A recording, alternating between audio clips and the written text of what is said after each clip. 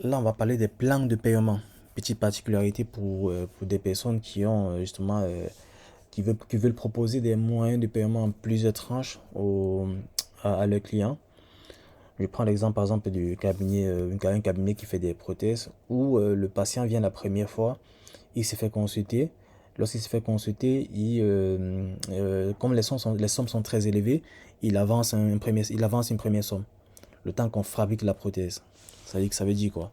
Ça veut dire que déjà, en fait, la prothèse qu'il veut, on vient là, on se rassure que la prothèse dont il a besoin a été bien enregistrée, donc est dans le système. Dès que c'est dans le système, on vient ici, on vient sur la partie plan de paiement.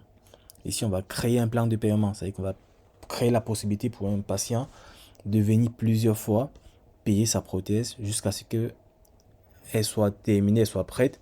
Et lorsque la prothèse est prête et que le client a fini, par exemple, de faire son paiement, bah, il vient juste récupérer la prothèse. Et c'est pareil pour les prestations dans les instituts, par exemple, de beauté, où un client peut payer une prestation pendant plusieurs fois. Donc, il vient, il paye deux à trois fois, et dès que c'est bon, il vient faire la prestation. Donc, du coup, ici, on va créer un plan de paiement.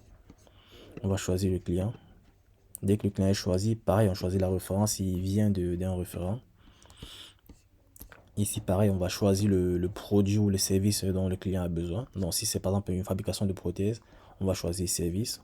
Dans service, on choisit la prothèse dont il a besoin. On met le prix, on met l'employé en charge, par exemple. On ajoute l'élément. Donc, du coup, ici, on peut voir le total qui a été ajouté ici. Du coup, ici, on pourra venir ici, au paiement initial. Si il fait un premier versement, par exemple, ça fait 21 il fait un premier versement de 10 000, par exemple. Date cible, si on veut fixer une date, un délai pour qu'il puisse finir le règlement. Ici, on peut mettre une note si on veut. Et puis, on va créer le plan de paiement. Hop, on peut voir que le plan de paiement a été créé, qui est là. Hop, on peut voir le plan de paiement qui est là. On peut voir la progression. Il a payé 47% pour l'instant. Donc, du coup, la prestation coûte 21 465. Il a versé 10 000 payés.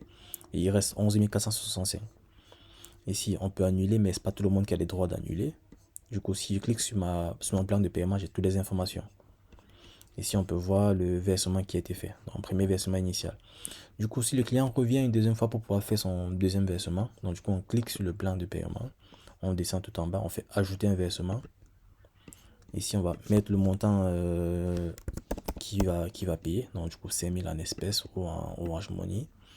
On met la date et puis on ajoute le versement.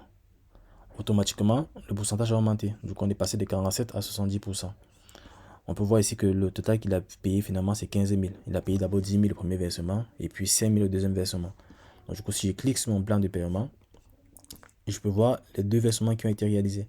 Donc je peux voir le premier versement initial, il est là, et je vois les seconds versements qui sont ici. Du coup on peut voir qu'il reste combien? Il reste à payer 6 465.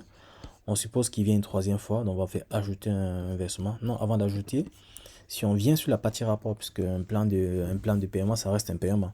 Donc, du coup, si on vient sur la partie rapport, on pourra voir les versements que le client a fait.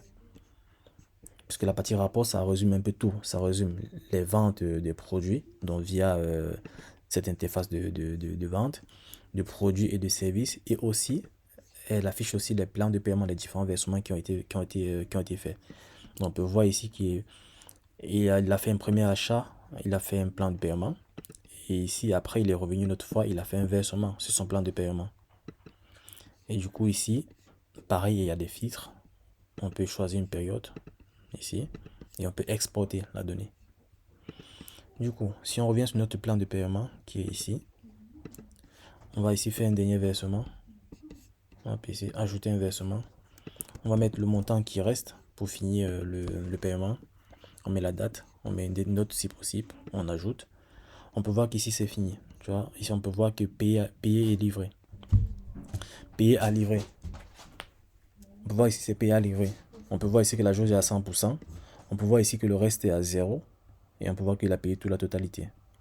Du coup, si je viens sur la partie rapport encore, je peux voir qu'il a fait son dernier versement qu'on vient d'enregistrer, qui est là, 6 465.